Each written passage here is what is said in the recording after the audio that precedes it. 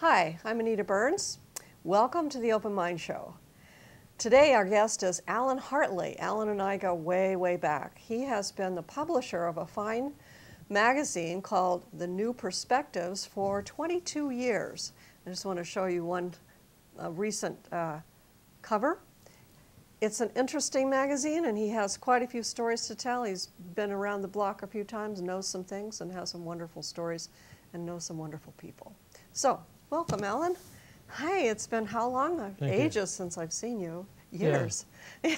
It is. But we keep up with the magazine. So, tell us a little bit about. Well, first of all, tell us a little bit about how you decided to start the magazine and how it's progressed over the years. What's happened with it and so forth. Because it used to be small and black and white. Now it's full color and slick and really nice.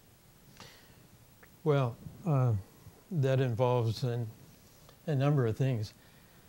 I think this would go over good with your people that watch this, is that it's been an adventure for me. And how it started off was about a year and a half. I was living in Lake Elsinore at the Rainbow Hills Sanctuary. And I knew that there was something that I would be doing, but I didn't know what it was.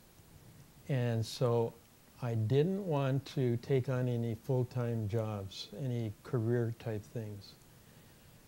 So I just did little part-time jobs for a long time until I got the insight to do a publication with current events listings at the back.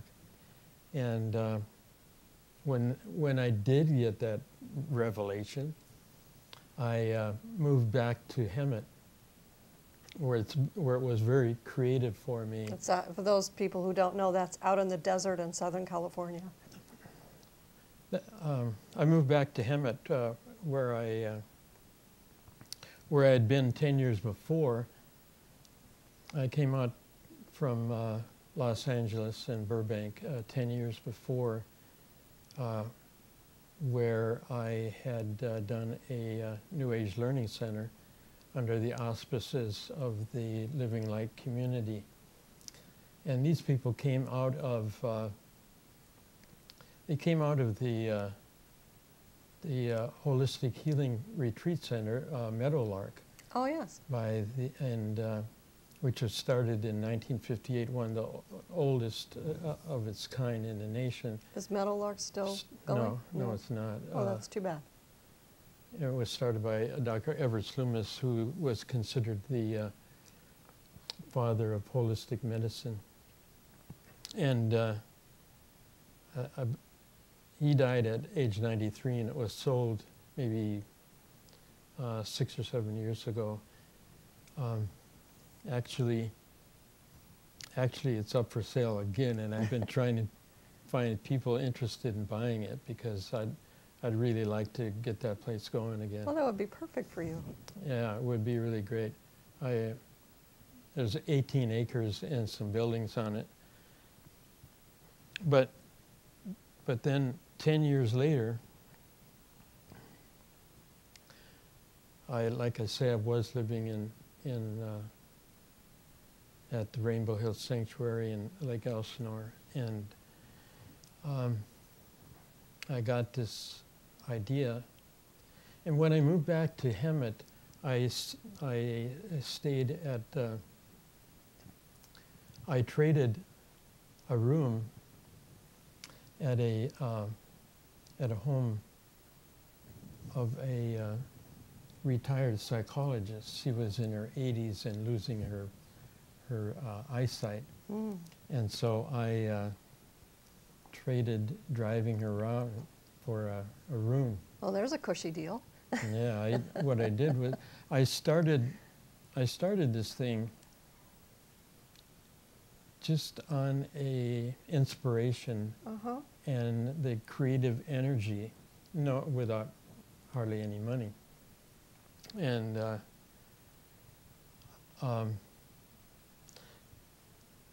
there was so much creative energy in back of me that no matter what came up, problem with the car, this problem or that one, it didn't make any difference. I just charged right ahead. It was just amazing in the beginning of this thing to participate.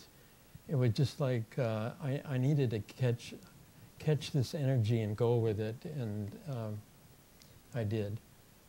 And I remember. yeah, you and David were you and David and the metaphysical community of Hemet and Riverside really were supportive and really got me going with your advertising and things like that. And so I remember the good people that really got me going. And later on, I started thinking that this is really okay. But then there were two things. One was I never thought of what I was doing as this little magazine or publication that would always be this little magazine. I always thought of it as something bigger. And so I had to hold the vision of this by myself, because even you thought of it that way. That's how we opened up. And you were surprised years later to see it as something else. But so I held this vision for, say, about 6 or 7 years, and then it became national.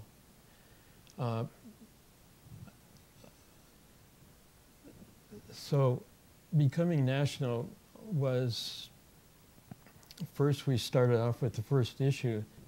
The first issue of New Perspectives that came out, and maybe the first year or two, I had the cover drawn by an artist. And the other thing different about it was the name was called Perspectives, not New Perspectives. Oh, that's right. That's right. I remember that. We weren't New Perspectives until around 1990. Well, I've always liked your content, whether it's, this beautiful slick cover with Nina Foch. Yes, and Ed Begley. Ed Begley, who is an advocate for ecology. Whether it's something as professionally done as this, or if it was just the small one you started with, you always had edgy content. You always were never afraid to stand up for beliefs that the world could be a better place, and to allow people to express themselves in a grounded way, which I really liked. It's not one of these, well, how can I say it? It's not sort of edge of the galaxy magazine. It has to be grounded in some common sense. It has to be grounded in something that helps people, and it has to be real, air quotes, real.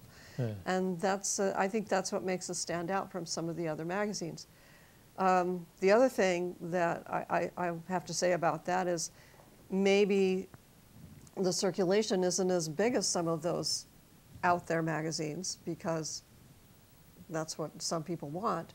But I think this might have more staying power and reach a wider audience in the end, because it does kind of take it back from that kind of fringy metaphysics stuff that's out there. And I'm not saying there's anything wrong with the fringy metaphysical stuff. It's just that this fills a niche that I think no other magazine does at this time. And that's in my never to be humble opinion. Yeah, thank you. I of course, I'll agree with you. The idea was to put out a news magazine for the whole person, or for alternative movements. And so the short way of saying it is that New Perspectives is for people that are concerned with the environment, have an interest in their own health and their individual transformation. And we've been concerned with that the whole time.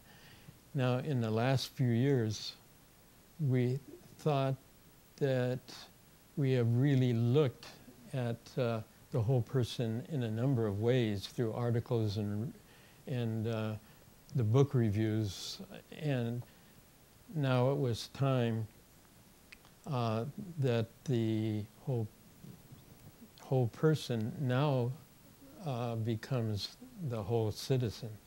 And starts looking at our country now that has that is gone to the point where we have a government that is inept and corrupt.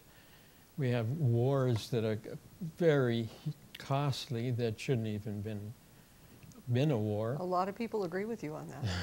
But I want to ask you this: when And has the government not been inept and corrupt? Yeah, well, yeah, that's true. But I mean, isn't that the nature of government?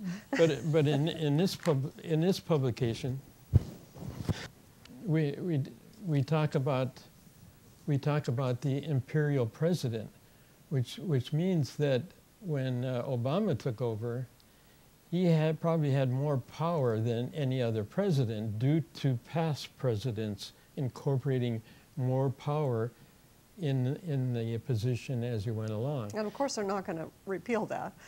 Yeah, well, he's made some promises, but I doubt anything's going to be done about it. But the thing is that what I would like to see is Congress taking more power back. What I'm saying is that the way it is now, people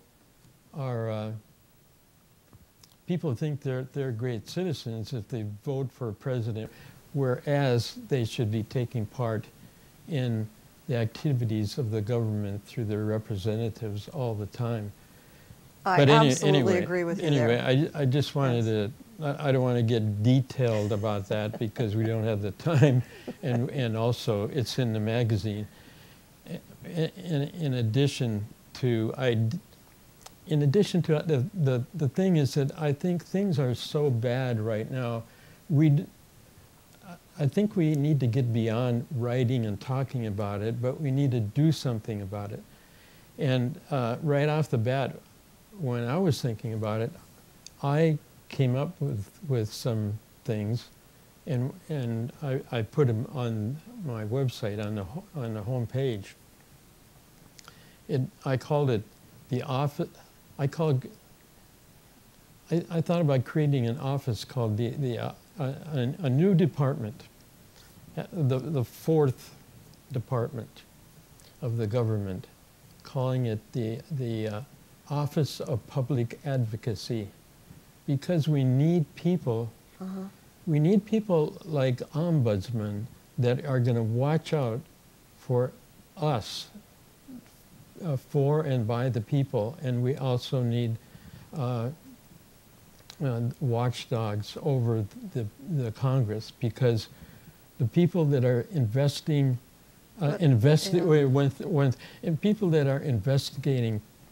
congressmen are themselves congressmen.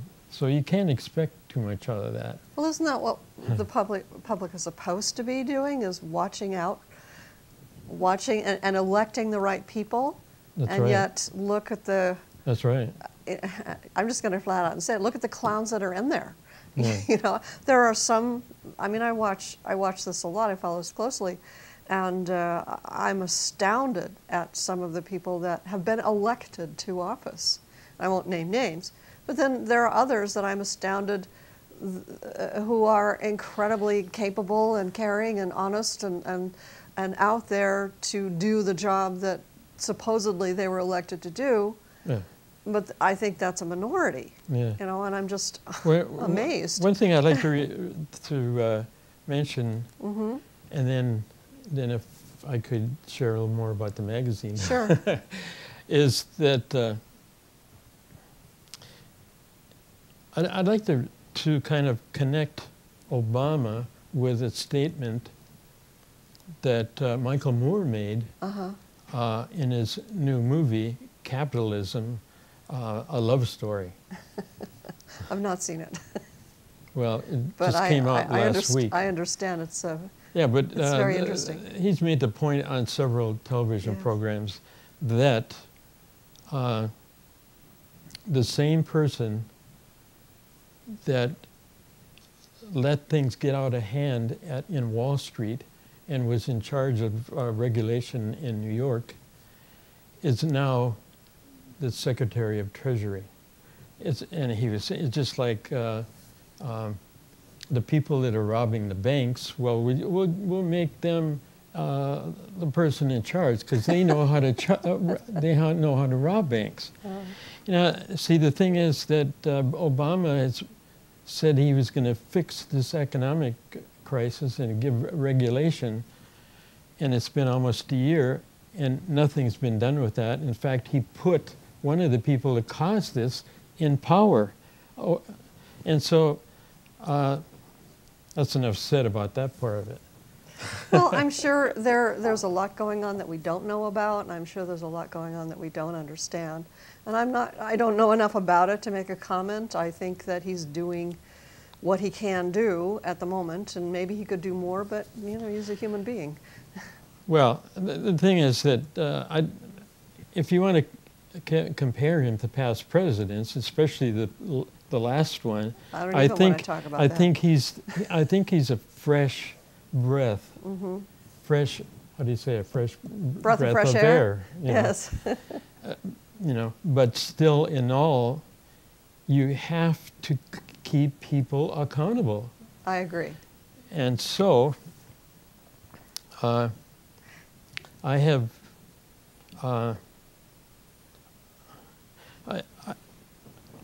I've come kind of to the end of my editorship of a national magazine after 22 years. And you were talking about other magazines, and as far as I know, I'm the longest running magazine of this kind or most other kinds. So are you about to turn it over to someone else, or? No, I'm actually going to spend more time on the website, and also taking subjects like this and going in person and speaking to the people. I had just a marvelous time at the Claremont Forum, talking to a fairly good-sized group of people on the Carl Jung's Red Book that's just about to be published. Oh, it is? Oh, great. Yeah, and so that gave me a lot of encouragement to want to be like this, speak to the people about what's happening. And that's a wonderful thing. Yeah, and but I didn't do this alone. For a number of years, like I say, you and David and other people helped me get the thing started. Hazel Denning with the PAR Association, there were people there. Then there was Jung Society of Claremont. They were going strong for 25 years. They had 400 or 500 people out on some of their events, and so they advertised, they subscribed, and they wrote for me. And so I've always had people that, in fact, I've had writers all over the country that wrote for me. I had a group in Ojai. One person, especially Helene Vichet, wrote consistently for me.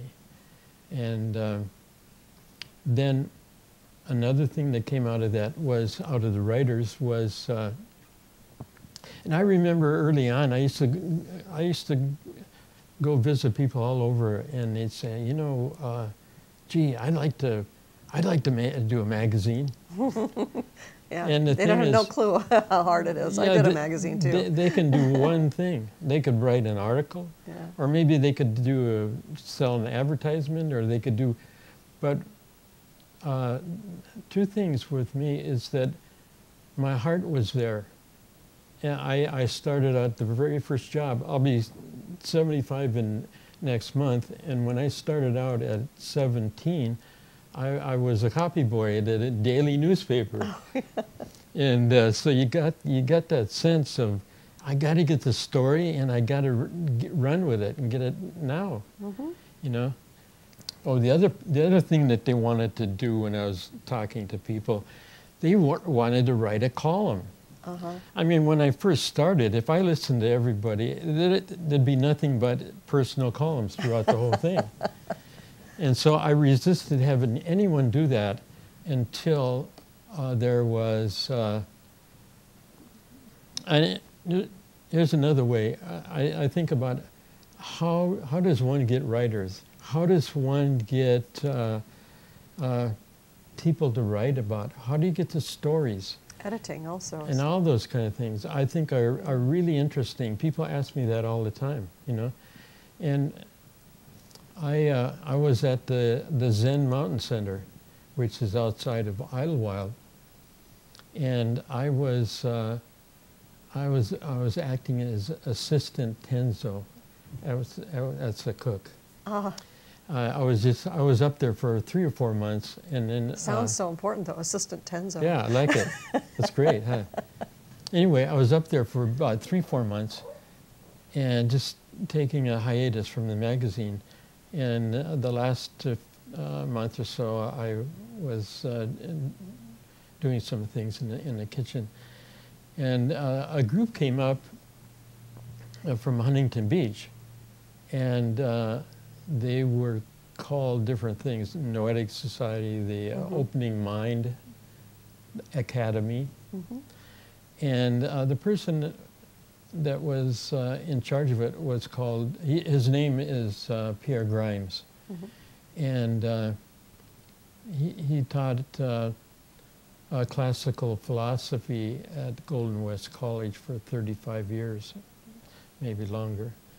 And his big thing was what's called philosophical midwifery. I've heard that term. Yes. Yeah, he made that up himself. That and became quite famous. He gives talks all over the country, all over the world on that. And it has to do with asking questions to birth beliefs that are no longer valid, to get this out. And the other thing he's very much into is dreams.